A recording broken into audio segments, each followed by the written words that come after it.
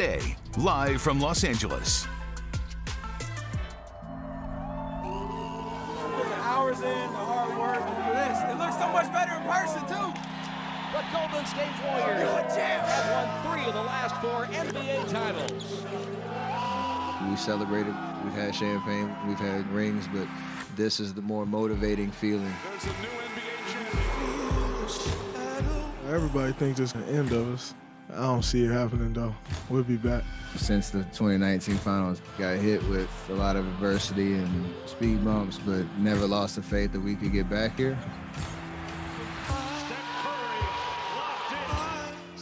Curry a long 3. That's good! The Dubs dynasty is still very much alive. They're on top of the NBA world.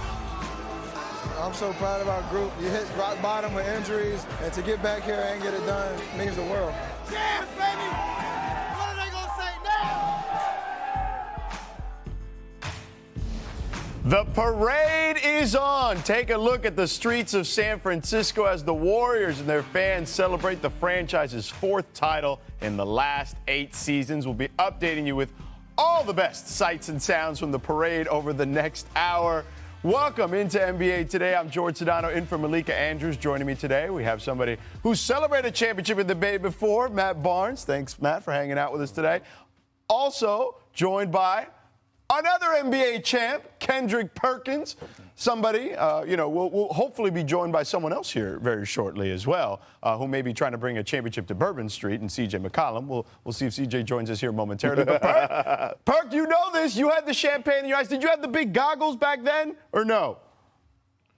No. George, I needed to feel the burn. You know what I mean? That's this new generation of champions. The old school champions, you want to get the champagne and stuff in your eyes. That's part of it. Yeah. That's now, the Matt, whole experience. That's more recent, so you had the goggles for sure. Yeah, I had the goggles. Yeah, no doubt. I didn't want the burn.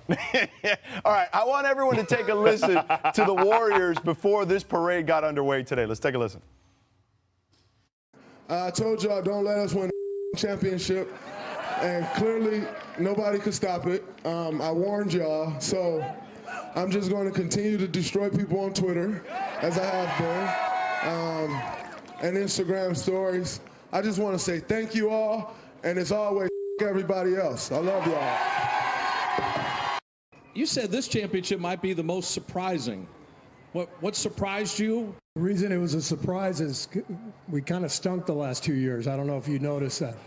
So to be able to bounce back from where we were is pretty incredible, and testament to these guys. Now, Steph, the win in Game 6, you were as emotional as I've ever seen you. You cried on the court.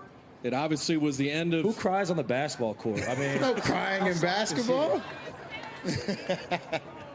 Tell us about being overwhelmed, a little emotion there. You're crying. People were looking for it.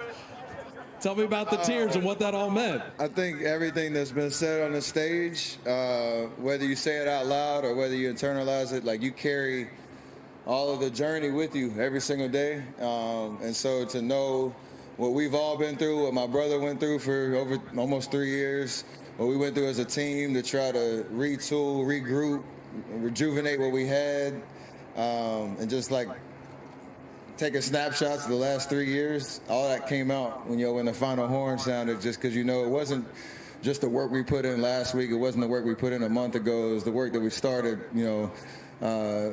once we changed buildings and trying to carry that championship DNA with us. But that emotion was everything, just letting it out, letting us know that we back. And then I got to the real question, is what they gonna say now?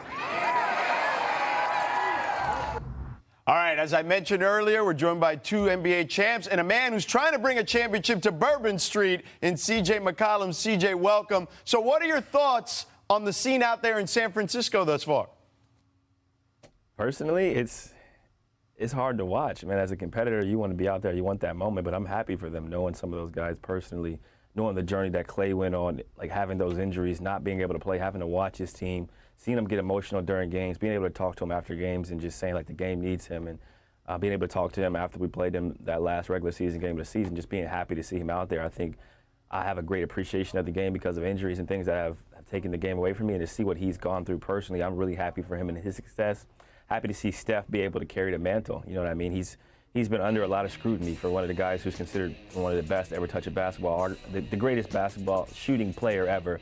To be doubted because he didn't have a Finals MVP, I think is blasphemy. But him being able to establish that legacy and that kind of put the exclamation mark on his career, if you will, was really cool to see for him as just like a pure basketball fan. But as a competitor, you want that to be you. You want that to be your family celebrating, dancing with the trophy. You want to be able to celebrate and experience that moment. And I think, with the two champions I'm sitting here with, you guys got to experience that. And you envy success in that sense because you want that for yourself.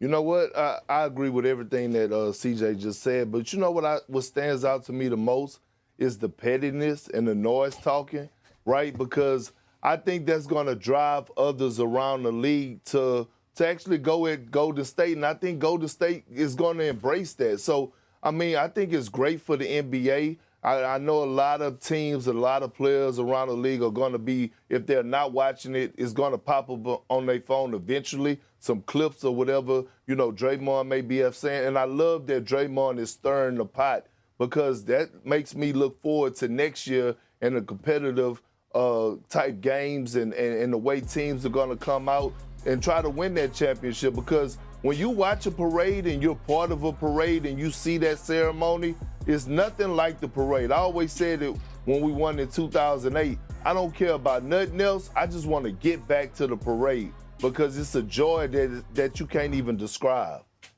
This has just been a tremendous journey for this team. And obviously, each championship along the way has been a very meaningful and memorable moment for each player. But I'd have to say this is probably, and you saw through Steph's expressions and emotions, I think this is the most important one. Obviously, that first one is big.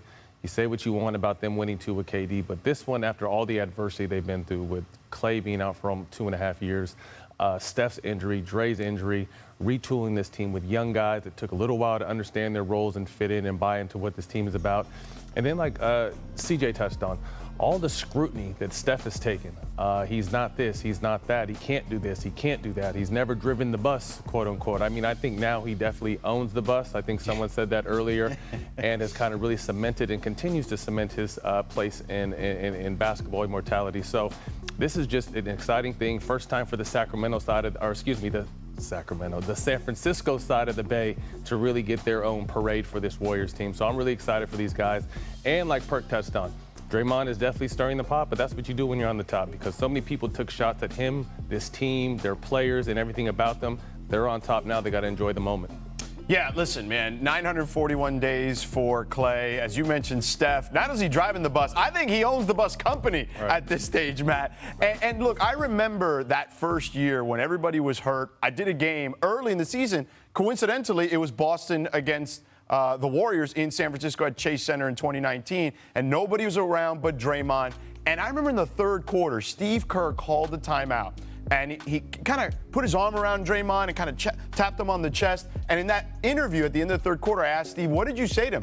He said, I just wanted to tell him I love him. I know we're going through a challenging time right now, but his leadership is invaluable. So these guys, despite as dark as it was for them on the court, they definitely believed in each other, and this is the culmination of that. Now, let's take a look at the title odds going into next season. The Warriors have the shortest odds to repeat at 5-1 according to Caesars Sportsbook, followed by their finals counterpart in the Celtics, as well as the Nets at 6-1. Next up are the Bucks, the Suns, and the Clippers before the Heat come in at 14-1. So spinning this ahead, with the parade, and now we're putting a bow on the 21-22 season. Perk, I see you in Miami. I want to know what the storyline is there. Are you trying to be Bam Adebayo's backup? Like, what's going on there? What's the biggest storyline for you this upcoming offseason? Well, the biggest storyline for me is what the Lakers going to do. And I know I get tired of talking about the Lakers, but you want to know, with the new hiring of Darvin Ham, how, what their plans are for as Russell Westbrook. We hear the Kyrie Irving rumors about, him testing the waters and the Lakers being the front runners. Might be one of the teams that's the front runners to actually pursue him. And then also the biggest thing about the Lakers is Anthony Davis. We saw what LeBron James did last year from a numbers wise, averaging 30 a game last season. I want to see what AD is going to do. I have high expectations for Anthony Davis. I think he should come back with a chip on his shoulder. Matter of fact, I know he's going to come back with a chip on his shoulder, and he's going to remind people not only why he's a top 5 talent in the NBA, but why he's a top 5 player in the NBA. And right now, I got Anthony Davis as my front runner to win MVP. Interesting, Perk. Interesting.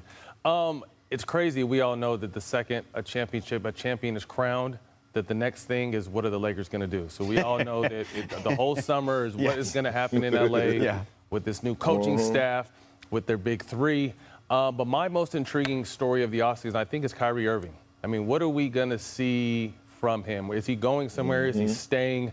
And if he is able to go somewhere, as Perk just alluded to, Kyrie Irving is a top 5 talent in this game when he puts basketball first. In the last handful of years, he hasn't necessarily put basketball first. And whether Kevin Durant admitted it or not, I'm sure that frustrated him at times this year because he needed his counterpart. A lot of the times he didn't have him. So whether he stays in Brooklyn, if he's heading out here west to LA to the Lakers or the Clippers, I just want to know where basketball as a priority will rank for Kyrie, because we all know on this panel, when he's locked in, there's not too many people in the world better than Kyrie Irving. For me, I think the most intriguing thing is a combination of what you guys talked about. I like to focus on player movement. As a player, I think it's really cool when guys exercise their freedom, their rights to become unrestricted free agents and leave and go other places. You look at the likes of Bradley Beal. He's a guy who's going to become a free agent. Look at James Harden, although I think he's going to stay. He could become a free agent soon. Obviously, you talked about the importance of Kawhi Leonard, right? Coming back from an injury. I think he basically changes their team. He becomes not a part of the player movement, but a player addition to an already really good roster in LA with the likes of Norman Powell. Obviously, you got PG and so on and so forth. But like you said before, Kyrie Irving is big domino, right? He's a big domino. If he leaves, that changes a lot of things for a lot of teams. You talked about both LA teams. There's a chance that he could go to some other teams on the East Coast as well if he becomes an unrestricted free agent. And I think what we're talking about right now is what makes the NBA continue to grow as a brand, because even though the chaps are crowned and they're riding down in San Francisco right now celebrating, the attention will still be on the NBA until the season starts, for exactly what CJ said, is there's so much star potentially moving or stars actually moving. In no other sport, no other major sport do stars move around like they do in the NBA now. So that's why it's a constant, okay, what's going to happen to him? What's going to happen? All the guys we just listed could possibly be on a new team next year. And again, that kind of attention and focus on the NBA is why the NBA continues to grow as a global brand. Yeah, speaking of which, I am curious to see what the East teams do, right? What Boston adds to this already great team that they have. Do they add a more traditional point guard to their team? We know that, look, I've known Pat Riley for 20 years. When he's this close, he's going to try to make a big move. He's going to try to swing for the fences. Whether he actually accomplishes that is a different story. And then Philly, right? James Harden. What's that situation going to look like with Philadelphia? Are they going to give him the supermax, the $270 million? So I just think that there's a lot of teams in the Eastern Conference. And I haven't even mentioned, of course, the previous defending champions, the Milwaukee Bucks, who I would imagine will come back healthy and add to their team as well. So to me, the East is still going to be wild, and we'll see what happens with Kyrie in Brooklyn. But much more to come here on NBA Today, including Steph and the Warriors are celebrating in the Bay. But is his legacy already cemented? That's coming up. Plus, the Grizzlies want all the smoke with the Warriors. Is the Warriors-Grizzlies, is that the rivalry we've been waiting for? And Doc Rivers says James Harden will sign a huge deal with the Sixers. We'll discuss all that, what's coming up next in Philly, Memphis, all of it next here on NBA Today as we roll on. Live from Los Angeles. Welcome back to NBA Today. The Warriors and Celtics took up the majority of the spotlight recently, and rightfully so. We're here to catch you up on what else is going on throughout the league with a little segment called Chop It or Drop It as you watch the Warriors celebrating their title and their parade. It's going to be fun. We'll have it kind of in and out. We'll be in and out on it pretty much the entire show. But let's get to Chop It or Drop It here. First up, Kenny Atkinson, the former Nets head coach who told the Hornets he will remain the Warriors' top assistant coach rather than become Charlotte's next head coach. Atkinson and the Hornets had agreed in principle to a 4-year deal that he had never signed. So, Perk, you want to chop it or drop it? Oh, we got to chop it up about this. Look, we rarely see an assistant coach turned down a head coaching opportunity to stay where he at as an assistant. You know what this speaks volumes to me of Steve Kerr and the way that he carries himself as a head coach and the roles that he let his assistant coaches play. He let them have a voice in the locker room, and he's open to suggestions. That's what it seems like to me on the outside looking in. Also, it speaks on the culture of the Warriors, right? Like, Kenny Atkinson just got there this year, and all of a sudden he turned down the head coach's job to stay as an assistant. That means that the vibe is good, the energy is great, it's a great place to be around, and you just got to credit the ownership, the front office, the coaching staff, and the players for, making that environment the way that it is. I agree with you, Perk. I mean, we don't really know the numbers, but I'm guessing it had to be somewhere near $20 million at least on the low end, 4 years, $5 million at least on the low end to stay in Golden State when you have a chance to go to Charlotte with a crop of young, up-and-coming, particularly in LaMelo, superstars. Maybe Kenny knows something we don't know. Maybe Steve has, another 2 or 3 years in him, and Kenny would be the perfect man to slide in and replace him. Mike Brown paid his time and maybe possibly thought the same thing, but I think after, this team was able to turn it around and understand their window is maybe another 2 or 3 years, maybe that'll be the end of Steve Kerr's run, and maybe Kenny wants to slide into this situation for every reason you said, Perk, because I've played there. It starts at the top with owner and management, and there's not another organization in the entire league that runs their team and their organization like the Golden State Warriors do. I definitely want to chop up about this because this is an intriguing situation. You talked about 4 years, at least $20 million to run your own show, to be a head coach, to have LaMelo Ball on your squad, and you turn that down. I think a championship speaks volumes. The way in which they won this championship, right?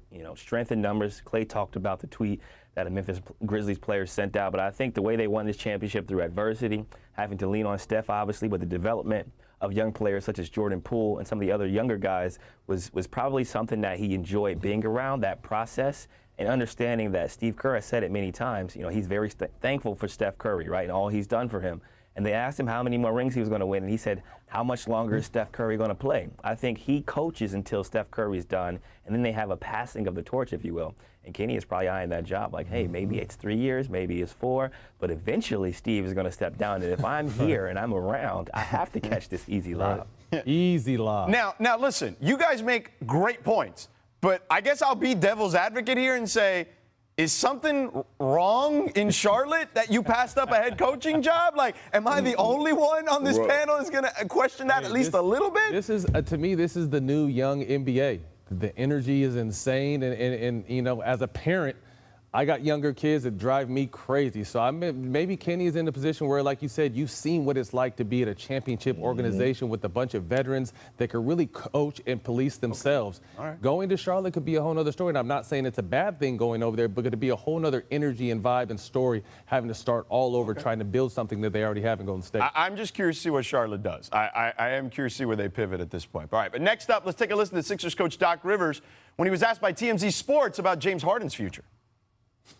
How is he? Are you excited about him? I'm excited. Yeah? Very.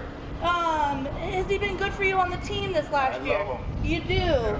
Thank you, I'm done. Oh, you're done? Yeah. You think you'll sign him to another deal? A huge deal, yes. Say again? Yes. All right, so Philly is eligible to sign Harden to a deal worth as much as $270 million. We got to chop this. We got to chop it. Yeah. We got to chop it. For the simple fact, why is Doc Rivers even talking to TMZ? That's crazy to me. But we got to chop it up, George. I got to hear what y'all got to say. We got to chop it up. Go, it's yours. I mean, James. Obviously, James Harden, Daryl Morey got that special relationship we all know about since the Rocket days. As far as Daryl Morey, blessing James Harden with his first. Supermax deal, $100+ million, multiple times as a Rockets. So it's not a surprise. Here's the thing that I'm interested in seeing. How much money is James Harden actually going to get, and how much is he going to leave on the table to leave room for the organization to make the roster better so he can accomplish his ultimate goal of winning the championship? I think Doc is doing the complete opposite of what he did last year. He said a few things that were taken the wrong way with Ben Simmons, and so the storm had started in Philly. So I think he definitely wants to avoid anything that's even close to leaning towards negativity. So he's saying, hey, we're going to do this. We love James.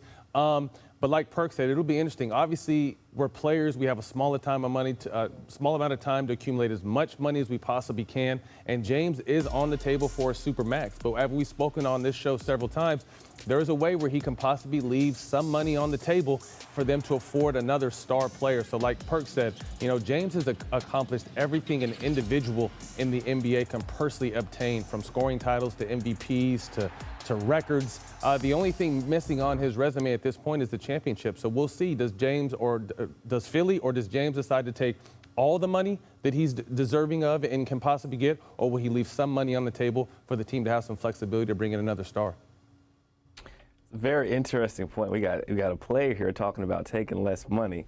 I think, my saying is never take less from a billionaire. But I think in this situation, I think he'll consider doing all he can to kind of make that team whole, understanding that he forced his way out of Brooklyn. He thought it was a better situation in Philly, playing alongside Embiid, who arguably could have won MVP this season. So I think looking at the roster construction, looking at where he's at in his career, how he plays now, he's more of a facilitator, gets into the lane, likes to create for others. He definitely is going to want some players around him that kind of complement his strength, which is to be more on the ball. So I think that what Doc is saying is basically like, look, we're happy with James. We like his game. We want him to be here long term. And I'm not ruffling anybody's feathers. I'm not going to say anything that can be misconstrued. I've been down this road before, and you know how TMZ is. They'll switch up the headlines on you in a minute. So he made sure he was very clear, concise, and got out of there and said no more questions. Let's keep it real. I mean, although James isn't putting up the monster numbers we're accustomed to, he's still a 20-10 guy.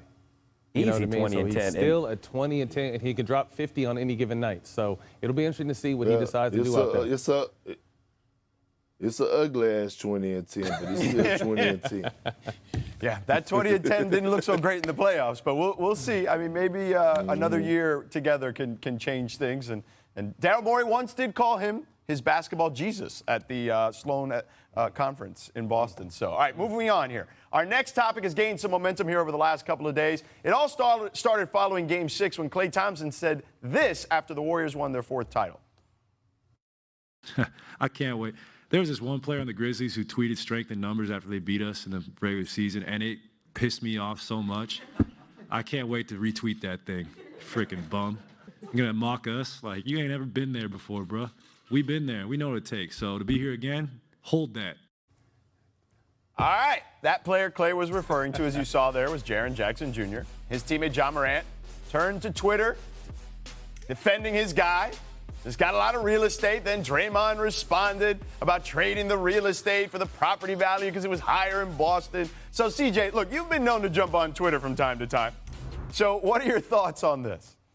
First of all, Draymond, shout out to my guy Draymond winning the championship. I picked openly against the Warriors, and Warriors fans hated me. It was just my opinion. I just felt like Boston was going to win the series, and Dre said that they would be ringless, as I currently am, and he was right for the moment, right? I still got time to win rings down the road, but I just wanted to preface that with, I like Dre a lot. I've known him since he was the chubby kid at Michigan State, since I was the chubby baby face guy at Lehigh, and he's worked extremely hard to get to this point, and he's had a lot of doubt. He's had a lot of haters. So when he gets the chance to stand on the mantle, he's going to stand and beat his chest. And he said he was going to do this if he got a chance to win another championship. So he's only doing what he said he would, and I'm sure the drinking has been excessive with the championship. And, you know, it's 1 a.m., 2 a.m., 3 a.m. in Vegas, and the team is turning up celebrating, and he's seeing tweets from a team who, you know, they actually eliminated from the playoffs. So I think it's only right that they ride their high. They've done a lot. They've proven that they are worthy, one of the greatest teams ever assembled through the draft mostly. Obviously had some acquisitions via trade, and obviously had KD for a little bit. But I think he's doing what I would do, right? Like, I'm winning this championship. I told you we're going to win this championship, and now I'm going to tell you about it. And the fact that you are ringless, right, like as a ringless person, that hurts us, right? Like, that's a tough. You know, ask Charles Barkley. Like, the thing that everybody says to you when you're a good player and you have a ring is that you have no business discussing this. You're ringless. And I think that's what he's displaying to everybody else. I think it's great for basketball. I mean, the fact that you got Klay mixed in the mix, too. You know, Klay is his own way of funny. But I definitely think this is good for basketball. And if you look at it from a Memphis perspective, they feel like with a healthy Ja Morant, they truly felt like they should have beat the Warriors, although we don't know if that is true, and we'll never actually know, but they feel like they're next in line. So this team is young, and this is the new NBA. Everyone wants to talk about the new media. This is the new NBA with this energy and the way they're having fun and acting out in public. And I love it. And I think, again, it's going to make, if the Christmas Day game is, as they're saying on social media, it's Memphis versus Golden State, it's going to be fun. But it's all at the end of the day going to come down to the playoffs. The regular season is great for entertainment and for us to talk about, but you have to move weight in the playoffs. And Golden State has done that the last 4 out of 8 years. So if you're on the top, scream, because you don't know how long you're going to be on that top. I'm with you on that. And look, I want to add to that. Another part of it is I don't want to see the jersey swaps and taking pictures after the games, right? This right here, this type of energy, real beef. It makes you look forward to real talk. It makes you look forward to the NBA next year. Like, I don't want to see friends between the lines. Like, I want to see guys going at it, but making sure they keep it respectfully. Like, we all know that Draymond and Ja, they bumping their guns because they talking about stuff that's going to happen between the lines. I love Klay. You know, hey, look, when you're a champion, people doubt you. I had Rasheed Wallace say the same thing, and Rasheed is my brother. He said the same thing about me and Rondo in 2008. We don't know how the Celtics go win it. Y'all crowning them already. They don't have a point guard or a center. I made it my business to say something to Rasheed as soon as we won the championship, and it's all love. But the only thing I didn't like that Klay said was he called Jaren Jackson Jr. a bum. Because Jaren Jackson Jr. is far from being a bum in this league. Like, this guy is versatile far as one of them stretch fours who could move to the 5 position. He was in the conversation for Defensive Player of the Year. So when you start throwing that bum word around, kind of got to be a little bit careful. But I understand Klay was feeling himself. But Jaren Jackson Jr. ain't no bum, by no means. Fair enough, Perk. Finally, the Jazz have rebranded their primary jerseys to mixed reviews. They rolled out black and yellow jerseys as well as a white option with the yellow trim. And they also brought back the purple mountain jersey from the old Stockton Malone finals years days. So, Perk, what are your thoughts on this new look? Hey, you know how they have that little, what is it, the GIF, whatever you want to call it, that go around with Stephen A. when he say, I'm here to tell you, we don't care. We don't care. Like, nobody really cares what color the Utah Jazz jerseys is or what they're going to be in the new colors. We don't care about that. We want to see the Utah Jazz go out there and actually do something and live up to expectations. I don't care what color they jerseys is. I don't care if they change the colors. We want them to exceed expectations and stop underachieving. I second that. I mean, anytime you have a coach like Quinn Snyder respectfully step down, he's not fired, he's not going down there, he's just stepping down. It says a lot about what's going on over there. So for them to even have, I wouldn't even put this in the media if I was Utah. You got to worry about what happens on the court. Who cares what you're wearing? You got to put up or shut up. This has been a great regular season team that has been very consistent in the regular season and has been very inconsistent in the playoffs. So I don't care what color you're wearing. Like Perk said, man, you all just have to come out there and do something. And there's so much turmoil right now. You lose your head coach. You're hearing Donovan Mitchell may want to leave. They're talking about they want a king's ransom for Rudy Gobert if they're going to trade him. So they got a lot more serious problems than to worry about what color they're going to be wearing on the court. I'm going to drop it like it's hot, but I'm going to just say this.